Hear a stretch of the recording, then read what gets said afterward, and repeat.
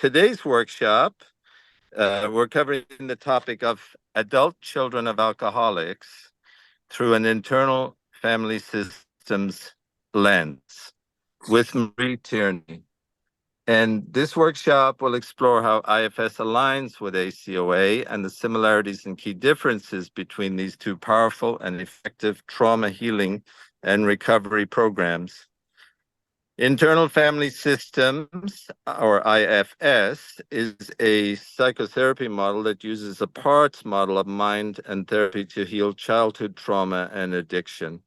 Adult children of alcoholics and dysfunctional families is a 12-step trauma recovery program that also uses multiplicity-based parts framework called reparenting.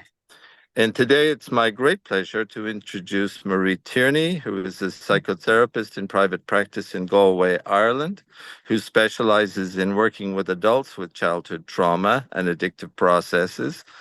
Marie is an IFS therapist, supervisor, consultant, assistant trainer, and workshop organizer.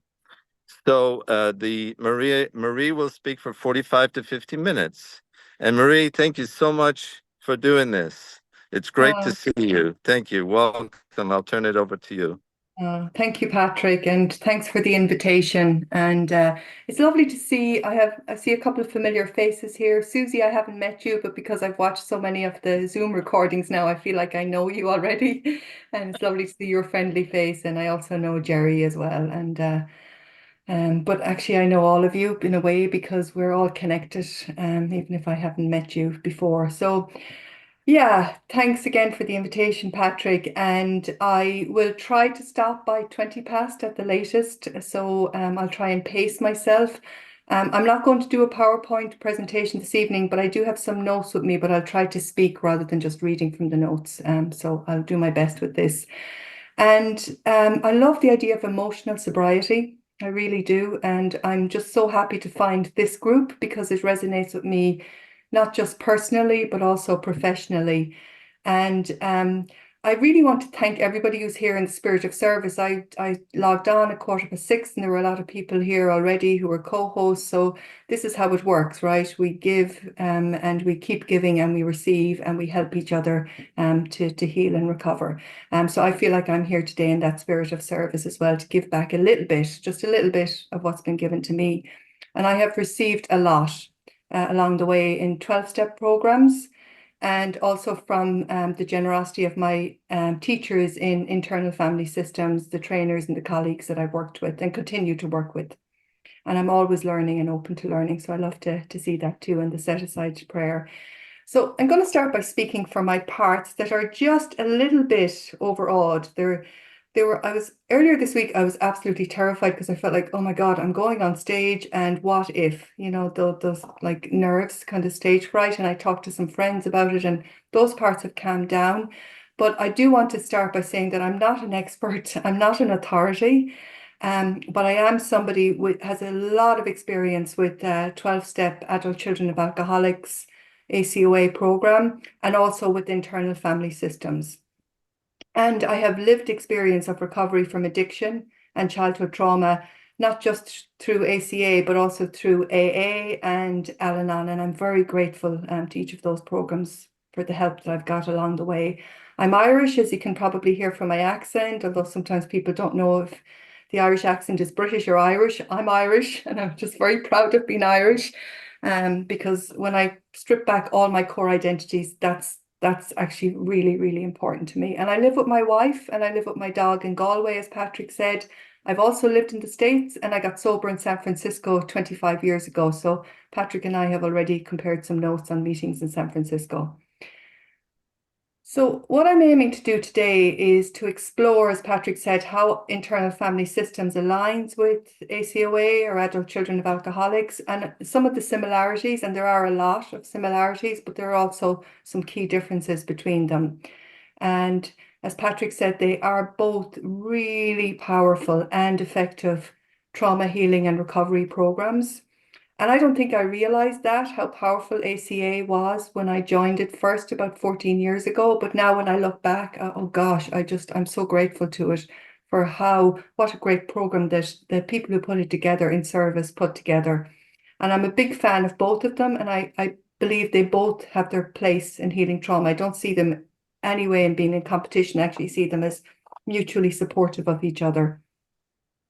I'm aware that people are coming from different places and different levels of familiarity with ACoA and IFS, so I am going to spend a little bit of time just giving some background and context by giving you an overview of ACoA and IFS, and it's a very short overview. I could talk for hours about both of them, but I'm going to keep that really short, but just to kind of lay a foundation for everybody.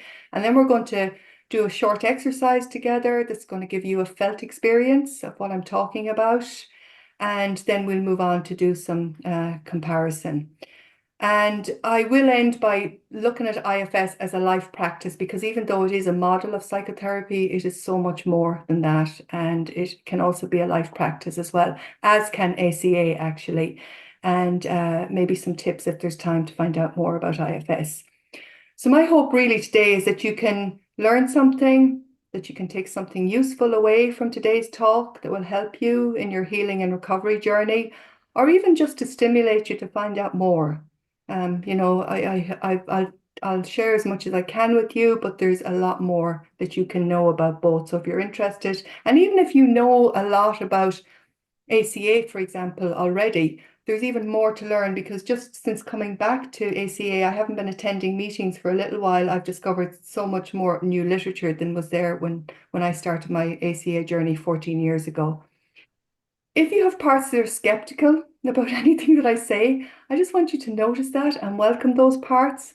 When I came to ACA 14 years ago, I was really skeptical. When I started reading the big book, the big red book as it's called, and the steps workbook, and I started hearing about the language of trauma and PTSD, I was skeptical about whether I even had trauma or PTSD, because that's the level of denial that exists in adult children. And it took me, I really had to just stay with the resistance, the protection that was coming up, those patterns that had been laid down in childhood, and just keep an open mind. And something similar actually happened to me when I came to IFS, because my first dip into IFS was through a really great book. It's called The Body Keeps the Score by Bessel van der Kolk. And when I read the chapter in there, I was intrigued, but it described IFS as self-leadership. And I had parts that just went, what's this? Like self-leadership stuff. I judged it as being corporate and it couldn't be therapeutic. And I had all these parts up around it. But I was intrigued and I stayed with it, and I learned a lot more that helped my protectors to relax and kind of stay interested in it. I was lucky because I had the gift of desperation when I came to ACA.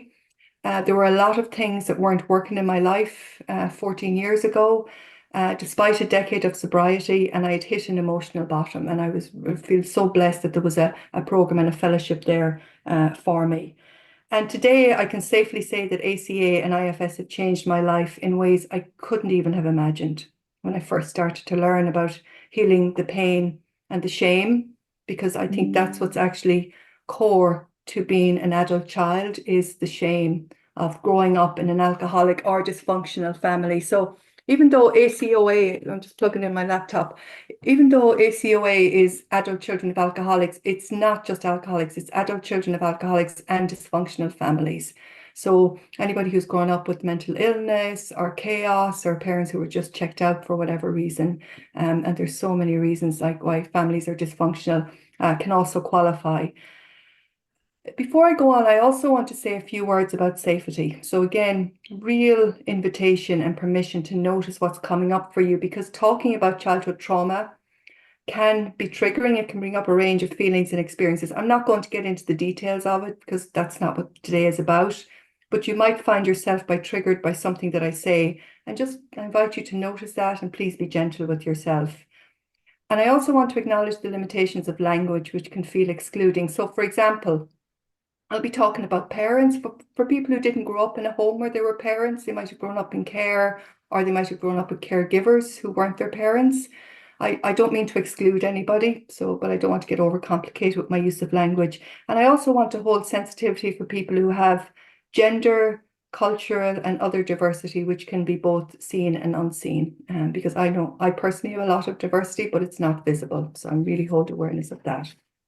Okay, so just setting the stage for what I'm going to talk about. So I'm going to introduce you, give a brief introduction and overview of ACA. So ACA, ACoA, which is it? It's both. They mean the same thing. One is East Coast, one is West Coast. So use whichever one you prefer. I'll probably use them interchangeably because I haven't quite decided which one I prefer. So what is an adult child? Well, as we all know, alcoholism is a family disease. And the word disease is a trigger word for me because I don't really subscribe to the medical model of health and healing, even though I worked in healthcare for many years.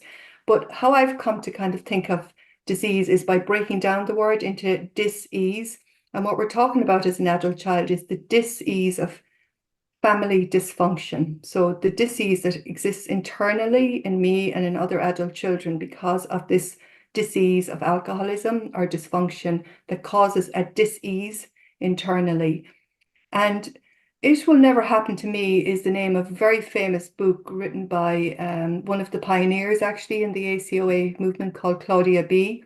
And that's something that I really said to myself a lot growing up. It will never happen to me. I won't be like them. I won't be like him. I won't be like her, you know, my mother, my father, because I grew up with parents.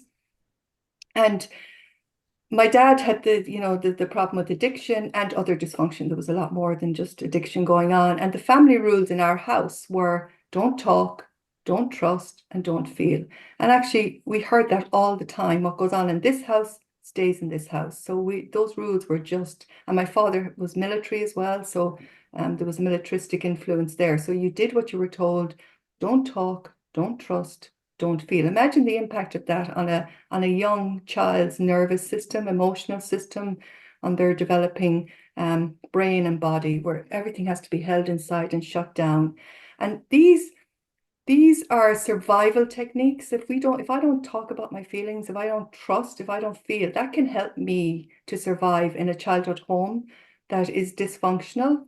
And that's brilliant at the time. It's highly adaptive. But what happens when I become an adult and I want to get into relationship with other adults? And I've learned how to shut down my feelings by not talking about them, not trusting anyone, not trusting myself, not trusting other people.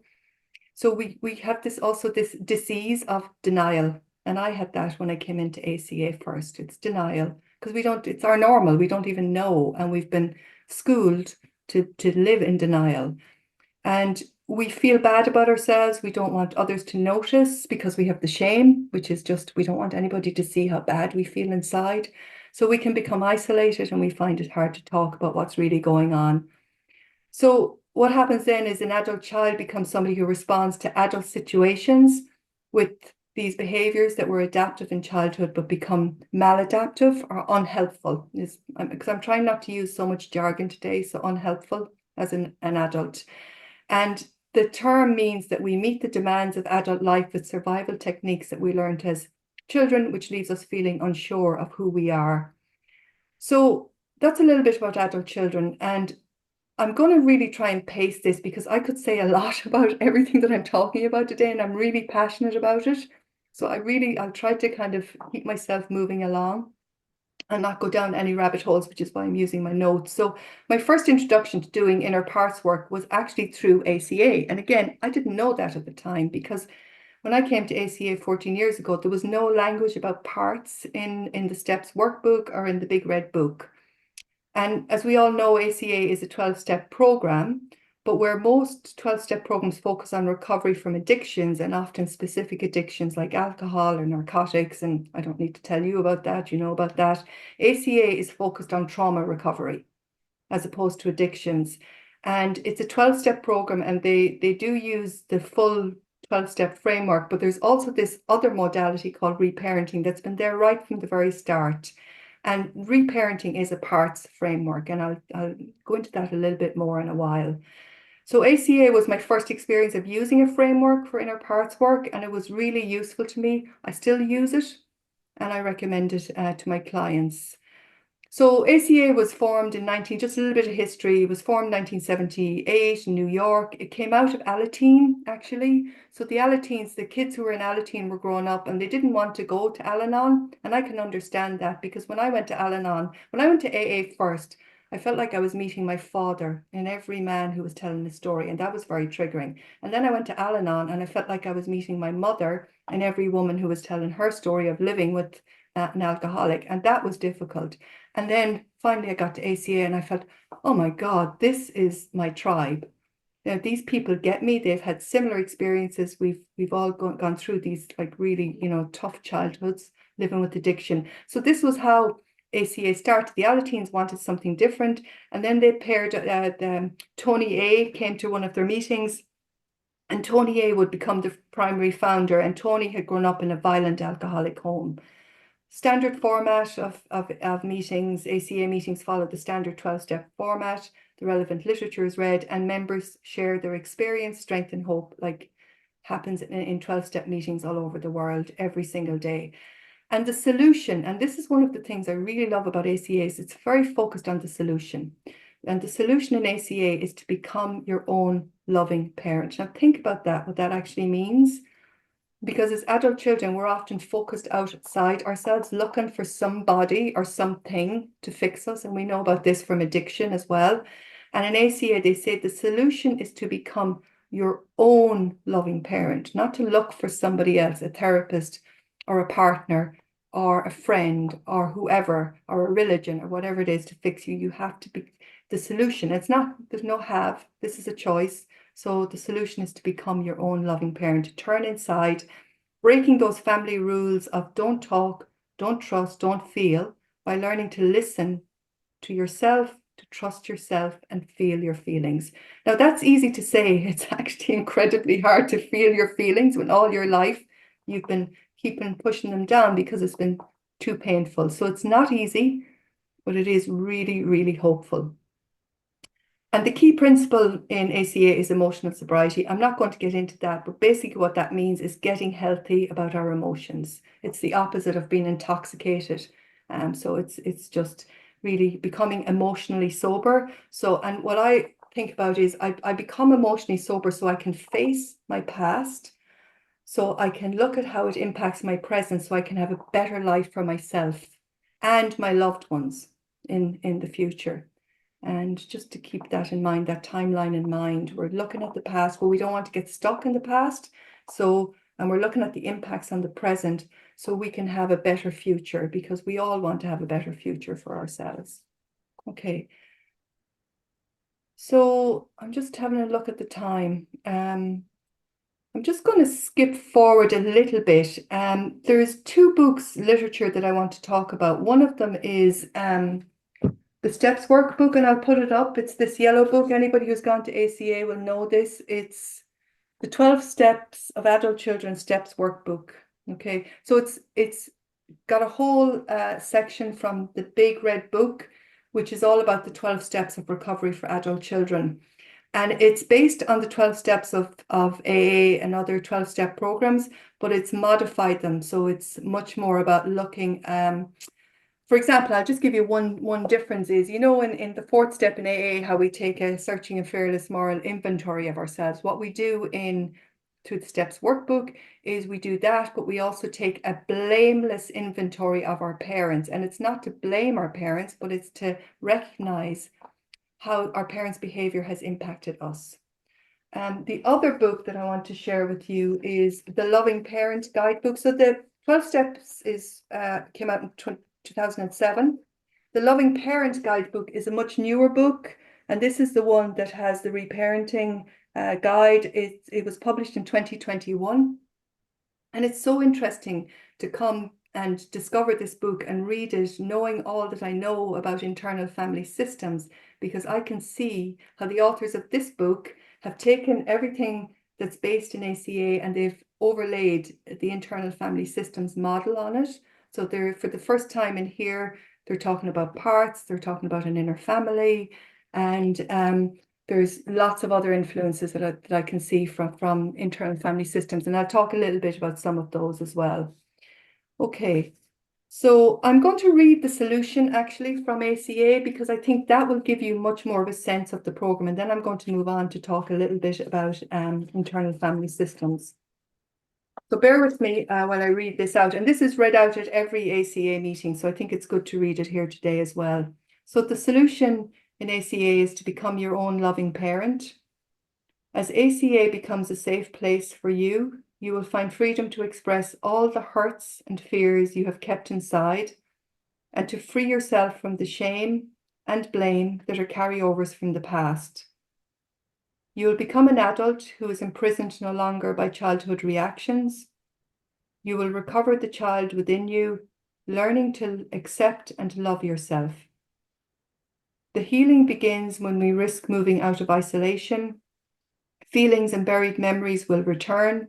By gradually releasing the burden of unexpressed grief, we slowly move out of the past. We learn to reparent ourselves with gentleness, humor, love, and respect. I'm going to repeat that phrase because it's really key to the ACA program. We learn through going to meetings, through talking to other ACAs, by working the steps, we learn to reparent ourselves with gentleness, humor, playfulness, humor, love, and respect. All things that we probably missed out on if we grew up with dysfunction. And this process allows us to see our biological, and I'm going to say biological or other parents, as the instruments of our existence. Our actual parent is a higher power whom some of us choose to call God. And although we had alcoholic or dysfunctional parents, our higher power gave us the 12 steps of recovery. This is the action and work that heals us. We use the steps, we use the meetings, we use the telephone. We share our experience, strength, and hope with each other. We learn to restructure our sick thinking one day at a time. When we release our parents from responsibility for our actions today, we become free to make healthful decisions as actors, not reactors. And again, another key sentence coming up, we progress from hurting to healing to helping. Listen to that. Isn't that such a beautiful pathway? We progress from hurting, adults who were hurt as children and continue to hurt as adults, to healing. So there's hope. We can heal. We can heal our younger parts who are still hurting, who live inside us, and then we can help others. And we awaken to a sense of wholeness we never knew was possible. By attending these meetings on a regular basis, you will come to see parental alcoholism or family dysfunction for what it is, a disease that infected you as a child and continues to affect you as an adult. You will learn to keep the focus on yourself in the here and now. So again, turning the focus inside into the present, the here and now, and the impacts on the present. You will take responsibility for your own life and supply your own parenting. And you will not do this alone. And this for me is profoundly hopeful because I often felt so alone as an adult child. I thought I was the only one. And I don't feel alone anymore. And look around and you will see others who know how you feel. We will love and encourage you no matter what. So the acceptance that's just embedded in that is amazing. We ask you to accept us just as we accept you. Last paragraph, this is a spiritual program. And again, another key sentence coming up, based on action coming from love. We have to take action for this to work. It's not enough to go to meetings. We have to work the steps. We have to work with our sponsor, or what they call in ACA, our fellow traveler, a fellow traveler. So the idea of fellowship, a fellow traveler, somebody who can travel the path of healing and recovery with us. We're not alone.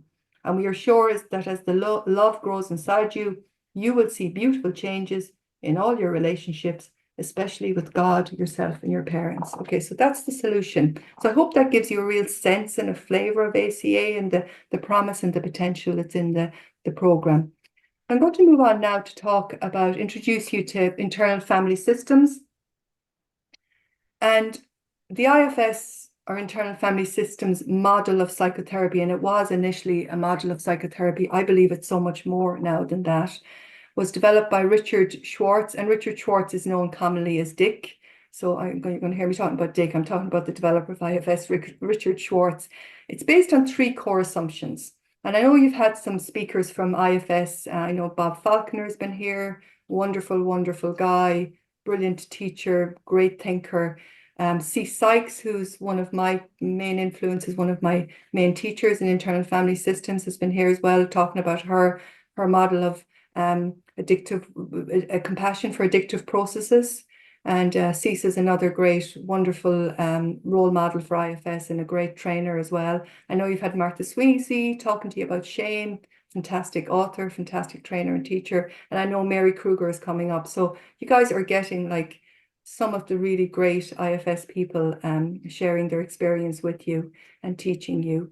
And I'm not in that league, by the way. I'm much lower down the totem pole, but I do have a lot of experience that I can share. So first, 3 key assumptions in internal family systems. And the first one is that everyone has many parts. I'm sure most of you or some of you have heard about parts because it's kind of in the common language now. And these are also known as sub-personalities, and they engage with each other in what I think about their own internal community or tribe. So there's a tribe of parts who live inside us, and they operate much the same way that families and larger groups operate, but internally in the psyche.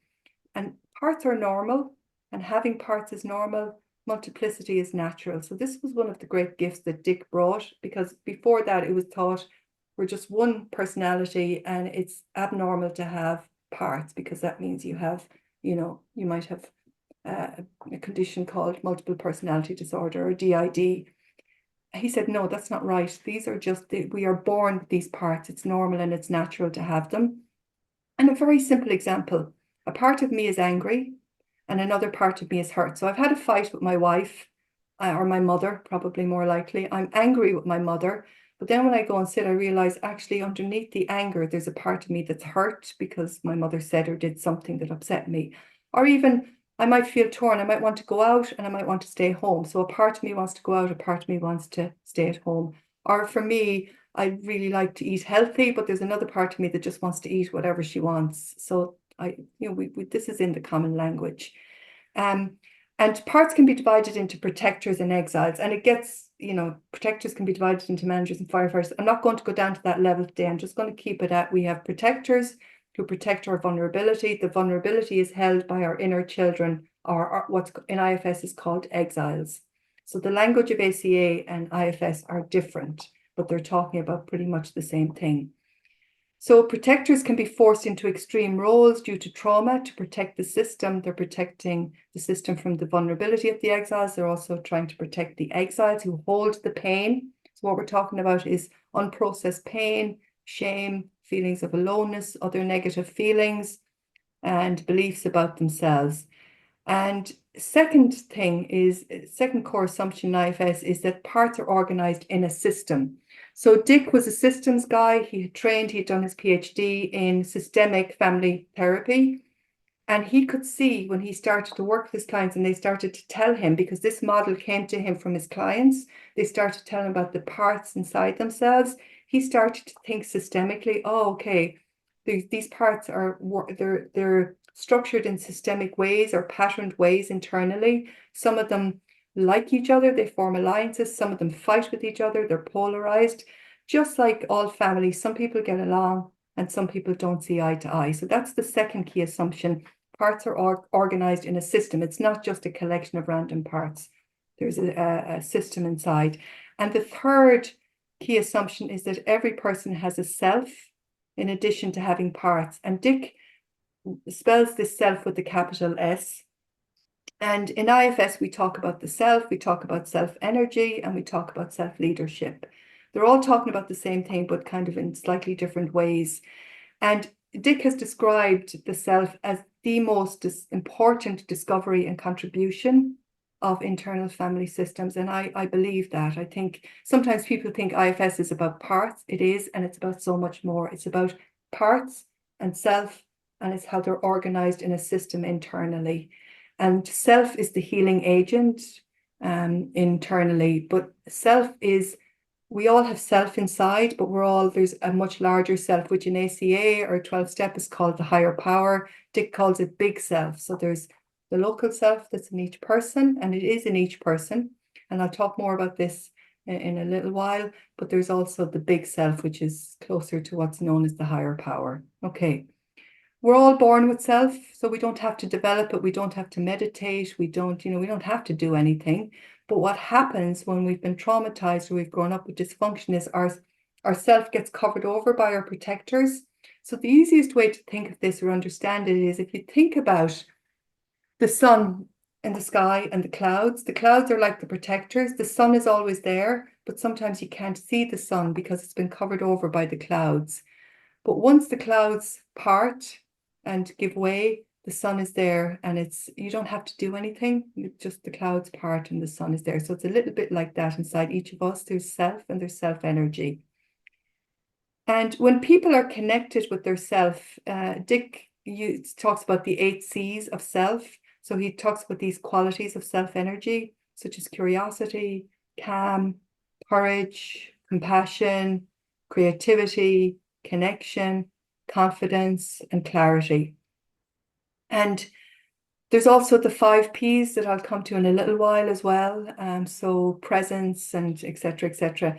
And in addition, these aren't the only qualities of self, but there just happens to be like these 8 C's that Dick uses to describe it. And Sykes has added a 9th C, which is choice. And I think this is really key in any kind of recovery, whether it's trauma or addiction, is the 8th C of choice, because we have a choice. We can do something about this. It's a profoundly hopeful model of healing. So as an IFS therapist, how I work is if somebody comes to see me, I'm listening to the story that they're telling me, that they're bringing. And people always bring their stories to therapy. And then I'm listening and I'm translating the story into parts. So the part of, for example, is this person is angry with I had somebody this morning angry with their partner and they were shouting at each other. But underneath is the part that's really hurt that her partner was shouting at her. And I help processes to help that person unblend or separate. So to help the clouds part so you can actually see the sun. So because self is the healing agent. So once we can bring some self energy on board, then it becomes possible for that person to get the angry part or the part of them that holds the anger to get into relationship with the self and to feel more connected internally. So I'm asking questions about the relationship between parts and with the self, and I'm thinking systemically.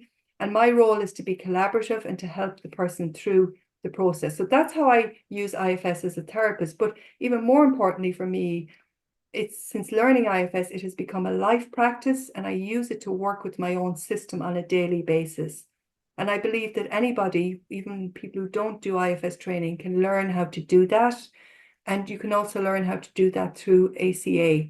So we just have these great ways of connecting with ourselves and using this life practice. And this has transformed my relationships as I've learned to work with my parts. So instead of thinking, I'm angry, right? I'm angry, which it just feels like me. I'm like, there's a part of me right now who's feeling angry and, upset with my wife or whoever. And I'm able to unblend, and I can also recognize the parts in other people, which helps me to have more compassion. And then I'm able to soften, the angry part is able to soften back and get into relationship with me. And that has been really helpful, not just with people close to me, but also with relationships in my extended family, my work relationships, and in my community. So I'm going to give you an example. So I've been in recovery from addiction for a long time now. So I don't drink, I don't do the things I used to do, but I still have compulsions and obsessions that can take me over very easily. And we all do. So whether it's scrolling on the phone, my particular one at the moment is workaholism. So I like to work a lot.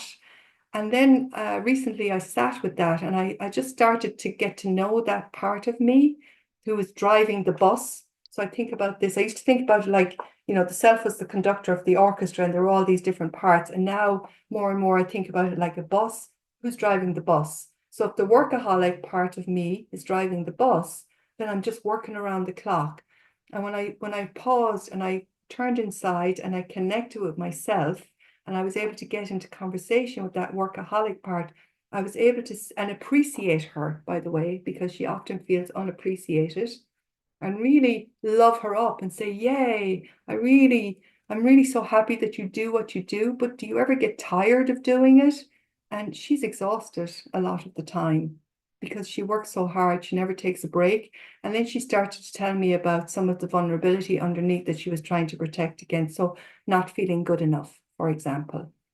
And that's the process in IFS as a life practice, is to just recognize these parts of ourselves and give them some attention and give them some appreciation. In therapy, what we do is we go to the wounded parts underneath, and we can also do this in ACA, and we help to heal those, and then the protective parts, like the workaholic part, can relax and it doesn't have to work so hard.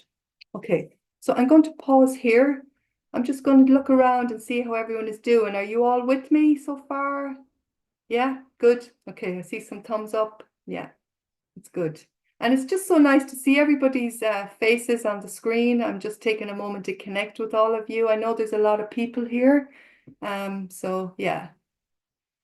Okay, so what I'm going to do next is we're going to do a little exercise together. And this is by invitation. If you don't want to do this, you don't have to do it. It's a very light exercise, so it's not going to be triggering in any way. I just want to say that just to give a trigger warning.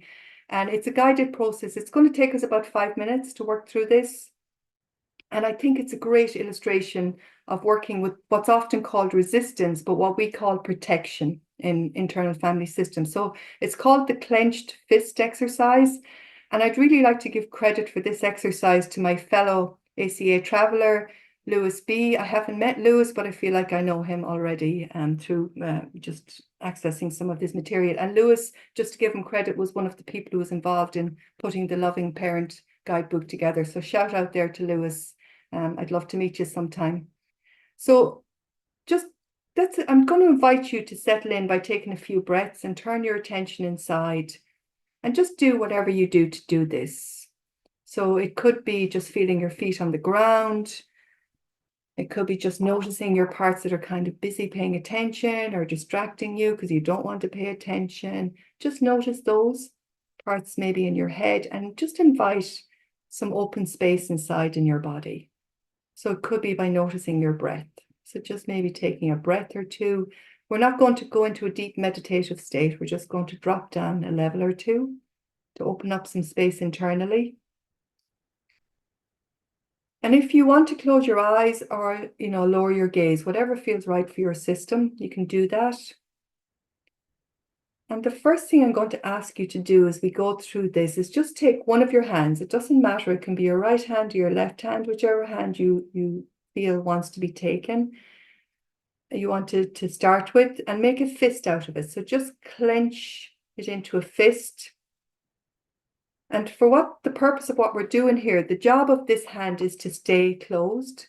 So you just want to invite this hand to stay closed. It's to protect you. So it's like a protector and it's doing its job. It's very dedicated to it, like that workaholic part I was talking about earlier. And when it's closed, we might say, okay, I get it. Your job is to protect me. And that's what you're doing. You're clenched. And just take a moment to really focus on your fist and notice what that feels like, the felt experience of what that clenched fist that's doing its best to stay closed no matter what that feels like. And then I want you to take your other hand and try to pry open that fist. So with the job of the other hand, the job of the closed hand is to stay closed, and the job of the other hand is to pry it open. So you're trying to pry it open. And again, the job of the fist, stay closed. What's it like when you're trying to open it with the other hand? So just notice the felt experience of that. Okay, so just pause and let that settle for a moment. You can just let everything relax. You can let your fist relax, let your fist open again. Take another breath if you like at this point. So what we're going to do now is take that fist again, the hand that made the closed fist, and take it again. And what I'm going to invite you to do this time, instead of trying to pry it open, gently place the palm of your other hand under that closed fist. So you're offering it in a spirit of support, and say to the closed fist, I get it, your job is protection and safety, you're doing everything you can, and observe what that's like for the closed fist to be cradled with your other hand and to be talked to. I get it, you're trying to help me. And just notice what naturally wants to happen at this point with your closed fist and the cradling hand, and just allow that to happen and just notice it. So what we're doing is we're bringing your understanding, we're bringing your compassion and your presence to the parts of ourselves. Okay, so you can let that go, you can relax that. And if we were in person or, another time, I might ask some people to share their experience of that. I'm not going to do that today in the interest of time. So this is what happens when we meet the resistant or protective parts of ourselves. They're very dedicated to doing their job.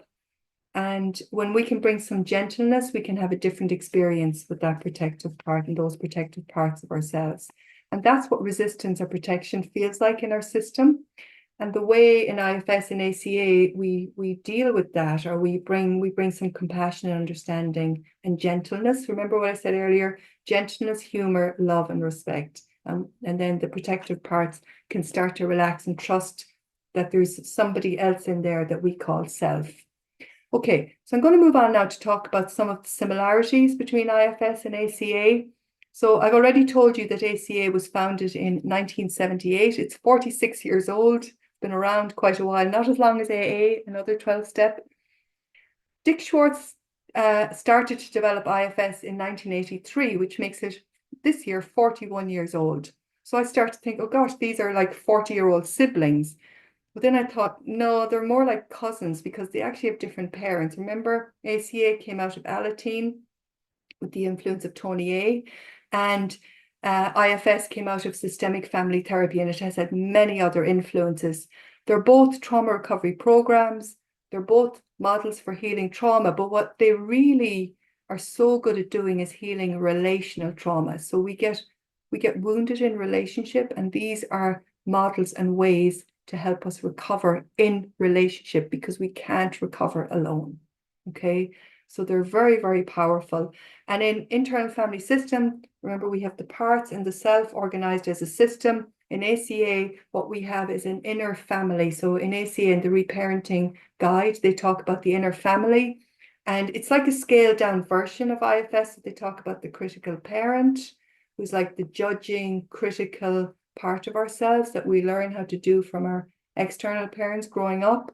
We have the inner child, who's like the exile in IFS, the part of us that holds vulnerability, the pain, the shame of growing up as an adult child.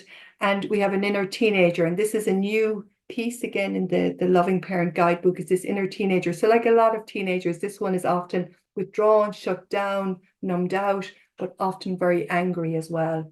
So it's like what's called a firefighter in internal family systems. The critical parent is more like a manager, and the inner child is like the exile that holds our vulnerability and is being protected by the system.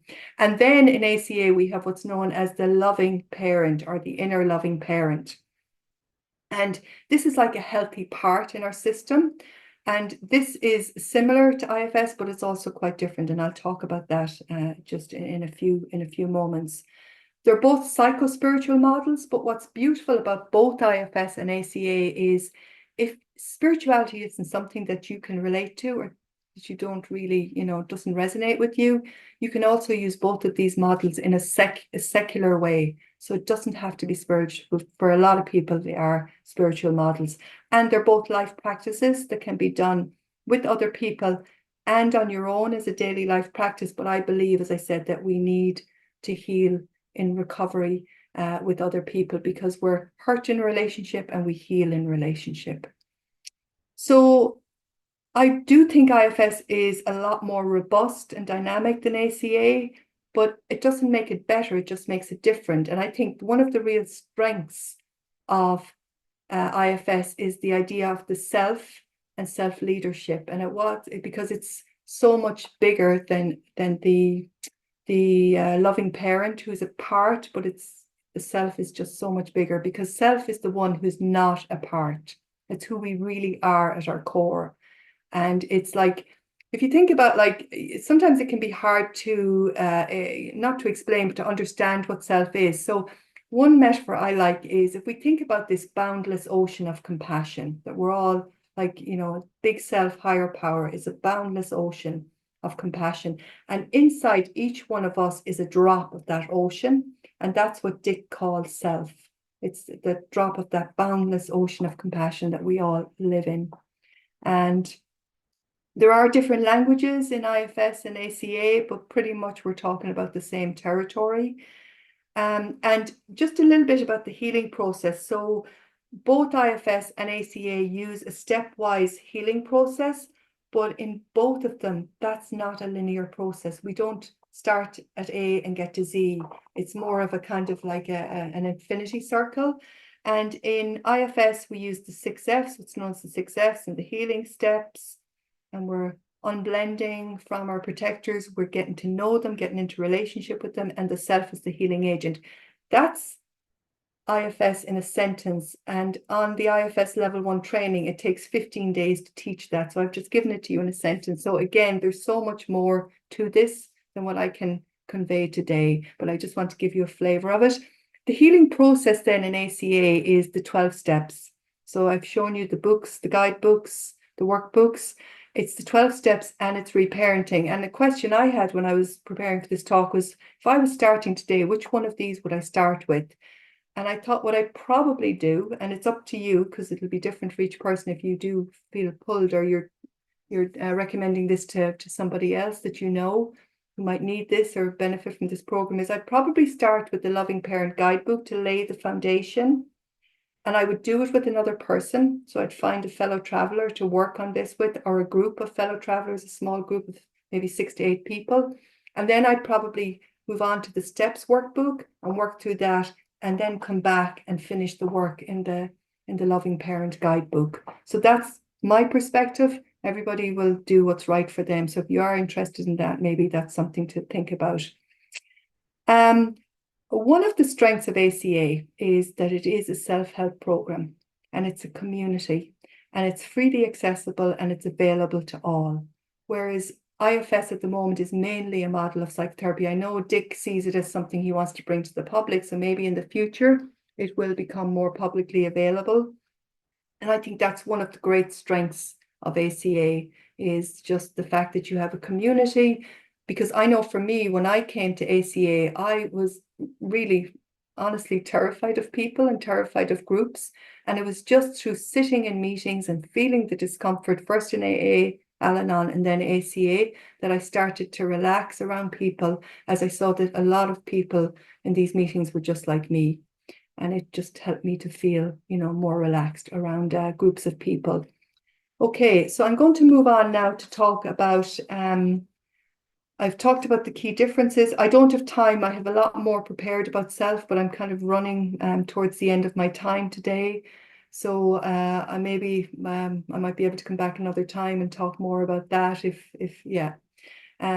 because what I hate, okay, this is a personal thing, is if I'm listening to a speaker and they're running out of time and they start to speed up, because then I get frustrated because I just can't keep up with them. So I prefer to maybe pause here. And I just want to see if there's anything else that feels really important to share with you. I think I've covered most of it. I didn't really get a chance to talk about self-leadership today, but that's okay.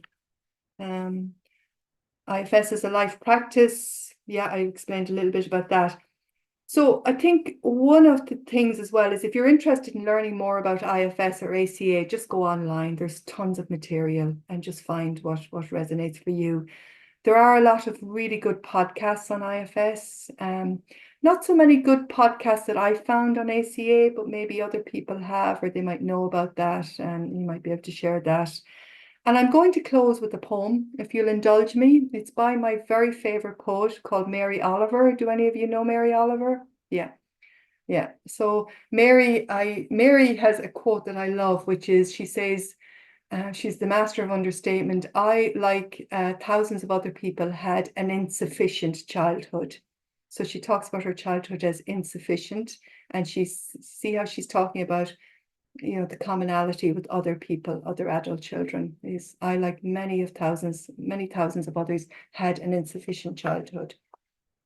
So Mary's poem is the one I'm going to read. Is called The Journey.